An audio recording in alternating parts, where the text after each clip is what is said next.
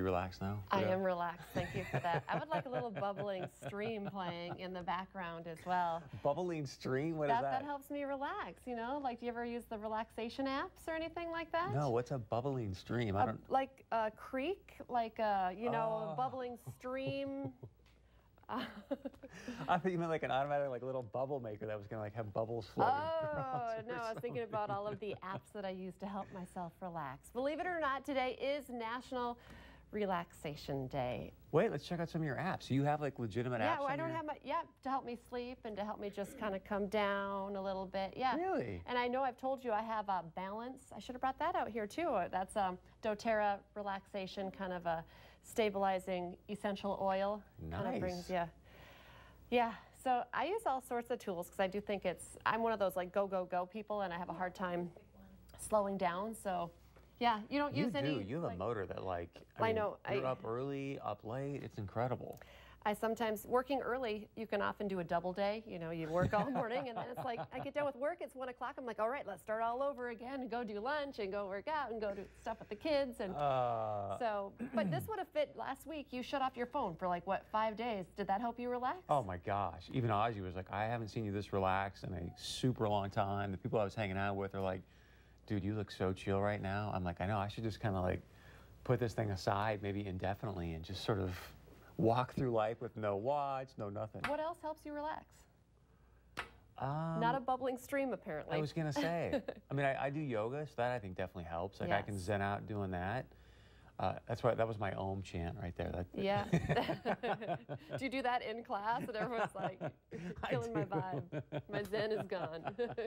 And then I have the teacher come over from like, yeah. Yeah.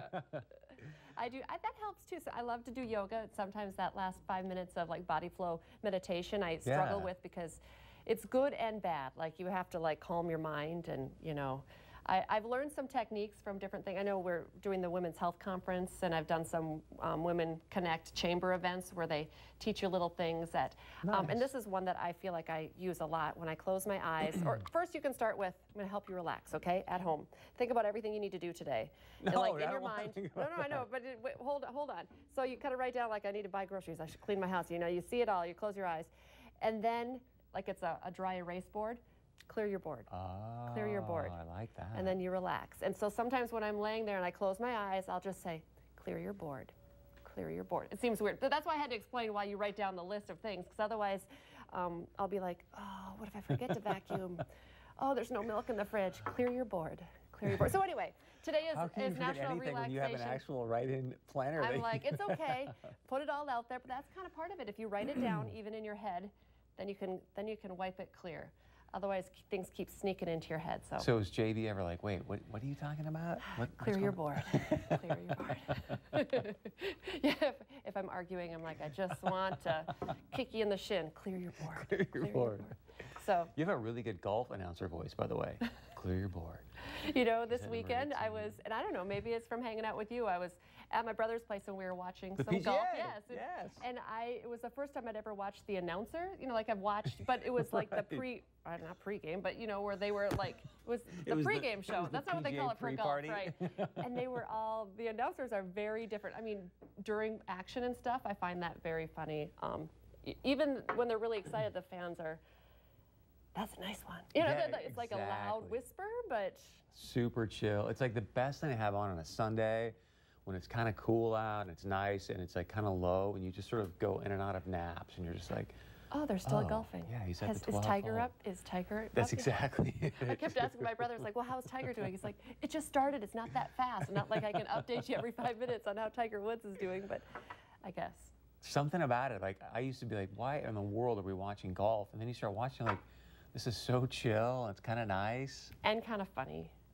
I was going to say, I find them funny. My sister-in-law and I were talking, we'd be like, we would be there, we would be laughing at the people, how they like cheer and like, you know, the golf clap. Totally. We'd be back there like, woo, woo. We'd probably get kicked out of there. I did notice too, after the fact, I like to talk about Michael Phelps and his following. He was there.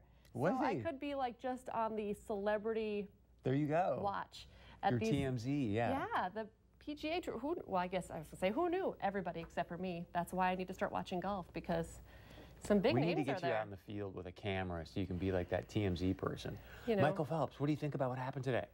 You know, and what'd you think about Superman, the kid at 10 that broke your record? Like, I can just see you.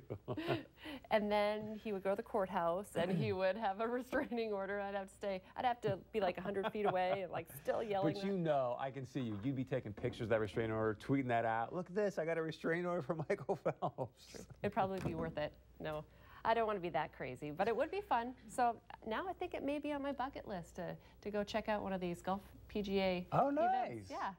I've come around to thinking that would probably be fun.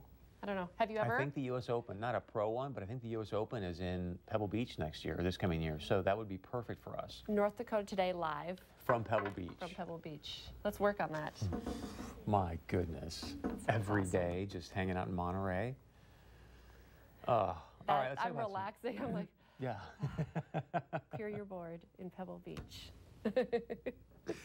Okay, I'm very excited about this. You like Girl Scout cookies, right? Yes. I mean, who doesn't? The Girl Scouts are unveiling a new cookie for the first time in 2 years. They announced the caramel chocolate chip cookie just yesterday. Ooh. Looks delicious. The cookie, and this is good for a lot of people, gluten-free and will be offered with limited availability in select areas. It is the second gluten-free cookie in the Girl Scout cookie lineup.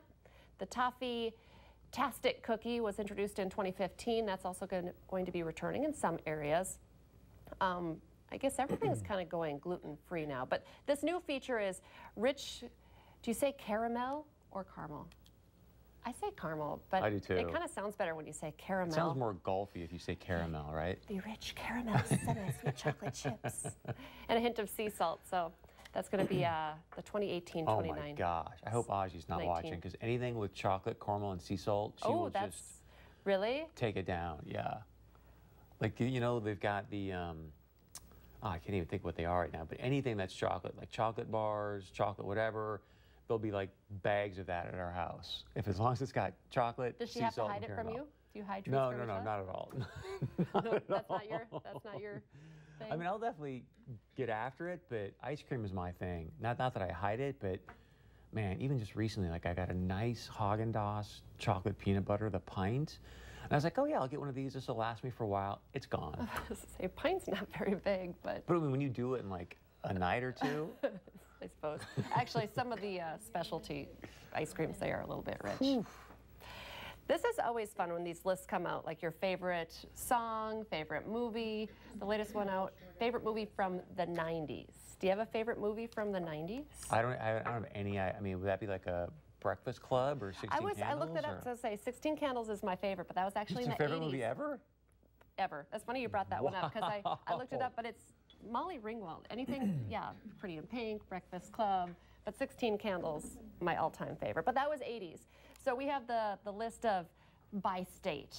A recent study looked at each state's favorite 90s music, or 90s movie, rather. So we're going to take a trip back in time. This was from a team at Frontier Bundles. They looked at the highest earning movies from, well, like 1900 to 1999. North Dakota's favorite was Beauty and the Beast. Minnesota's Home Alone. I can still watch Home Alone. Yeah. New York can't get enough of Patrick Swayze, Demi Moore, and Whoopi Goldberg in Ghost. I haven't watched that one for a while, but that's a good one. Hawaii, this probably makes sense, Jurassic Park, because part of it was filmed there.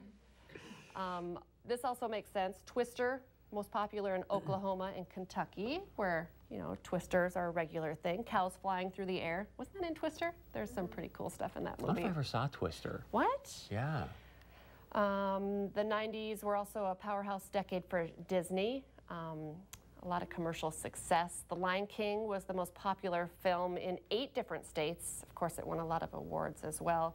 We like to talk about Aladdin was the highest grossing animated film of all time until it was dethroned by Lion King, but still California's favorite. I'm kind of surprised by that. But I'm surprised you haven't gone to Wyoming yet. Oh, what is Wyoming? Can you see? No, what is that? Don't tell her. Did you hear that? Oh, okay. Mrs. Doubtfire. I do love that. What's one I could? Oh, it that's makes me a think about great movie. One of our directors, Ben. Remember when he sounded like Mrs. Doubtfire when he was sick?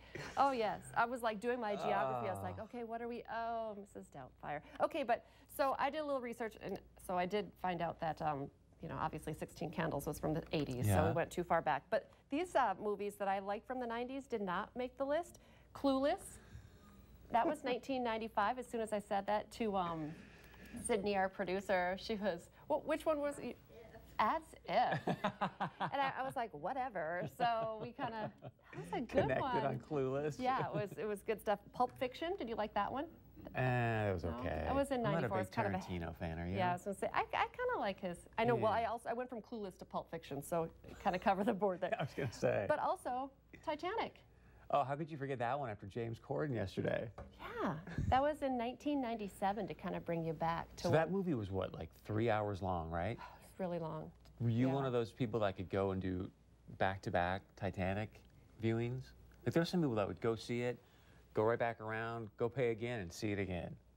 I couldn't sit in a theater for that long, but sometimes on some of the channels, I have cable, so a bazillion channels, they'll play the same movies back to back. Right.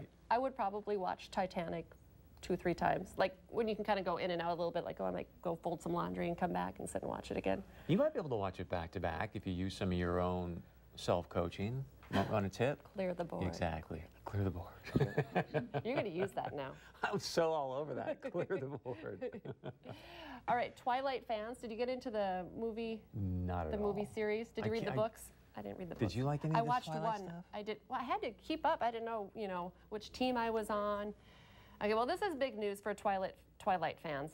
It's known as Bella's House, and it's now up for sale. Well, we were talking about the Brady Bunch house being up for sale. Now, Bella's House, the 2,500 square foot home nestled in St. Helens, Oregon, actually features 2 bathrooms rather. The current owners of the house call the 1935 gem a magical place. And of course, fans flock from all over the world just to see it.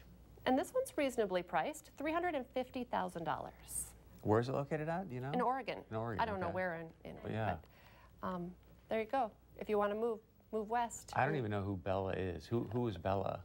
Do you know? Well, yeah, she's the main gal. she's. And she. All I know is Twilight was about vampires, right? And she was the one who was in the love triangle between the vampire and the werewolf. Are you going to take it down the TMZ line right now? Well, I guess Chris Berg will not be buying that house. No. Sabrina the Teenage Witch is also getting a reboot, and it's coming to Netflix just in time for the Halloween season. New photos from Chilling Adventures of Sabrina have surfaced, and the internet is totally spellbound. The reboot of Sabrina the Teenage Witch is getting a more grown-up, modern feel to it, and these fresh pictures from Netflix are actually quite magical. I think I would watch this. I like the remakes that they've been putting on Netflix. I don't really have enough time to watch everything I would like to watch. Clear the board. On Netflix. Clear the board. I know, I'm too busy meditating instead of watching TV and keeping up with all of this, but that's going to be a big one. See, any of the vampire stuff, witch stuff, like I just have no interest in. I don't know why, it just... Did you get into like Harry Potter or anything? I thought that was okay, just because it was super creative. I mean, like she was super... Well, who's the author again? J.K. Rowling. Yeah, thank you. I mean, and her story's amazing. Yeah. She was down and out, now a gazillionaire. I mean, so that was pretty cool to see. Her story itself is really awesome. Okay, today we have an awesome show planned for you. Does your kitchen need a cleanse? One of our oldies but goodies. She's not old, but she is from the start of North Dakota Today. Miss Simplicity is back in town. She, like, no lie, was one of the first people I reached out to when I took over here. Nice. Because we're Facebook friends, and she has a new book that she's going to be talking about, and she's out in Washington State. And I was like, if you ever come back here, will you come on and, talk about your book, give us some help? Since she's moved, my kitchen has just gone to pot. Anyway. No more excuses. She's going to help us out this morning. Plus, screen time. That was a nice pun, too. Gone to pot in the kitchen. That was... You like that? Like that? We're going to talk about how screen time can really have a negative impact on your family as well, plus much more. But next, here on North Dakota Today, a couple of cute critters that are up for adoption at the Homeward Animal Shelter.